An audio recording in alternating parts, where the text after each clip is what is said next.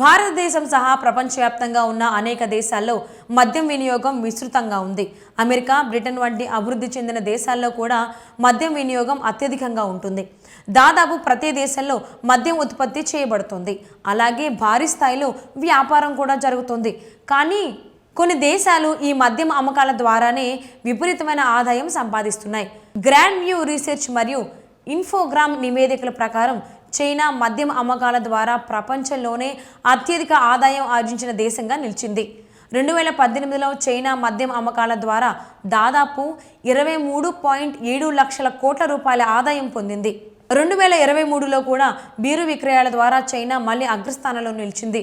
నిపుణుల అంచనా ప్రకారం 2030 నాటికి చైనాలో మద్య పానీయాల మార్కెట్ విలువ 19.1 లక్షల కోట్లకు చేరుకునే అవకాశం ఉంది. ఈ పెరుగుదలకి ప్రధాన కారణం పట్టణ జనాభా పెరుగుదల, జీవన శైలిలో మార్పులు, ప్రీమియం పానీయాలపై పెరుగుతున్న ఆసక్తి అని చెబుతున్నారు నిపుణులు. ముఖ్యంగా మధ్యతరగతి వర్గం సాంప్రదాయ బైజు పానీయానికి బదులుగా వైన్, స్పిరిట్స్, హార్డ్ సెల్టర్స్ వంటి ఆధునిక పానీయాలపై దృష్టి సారించడం ప్రారంభించారు. రాబోయే సంవత్సరాల్లో వైన్ విక్రయాలు 45% కంటే ఎక్కువ వృద్ధి చెందే అవకాశం ఉందని అంచనా వేస్తున్నారు. అదనంగా చైనాలో ఆన్లైన్ మద్యం అమ్మకాలు కూడా వేగంగా పెరుగుతున్నాయి.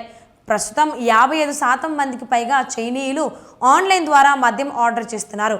ఈ కామర్స్ ప్లాట్ఫామ్లు, సోషల్ మీడియా ప్రమోషన్లు కూడా అమ్మకాలను పెంచడంలో కీలక పాత్ర పోషిస్తున్నాయి.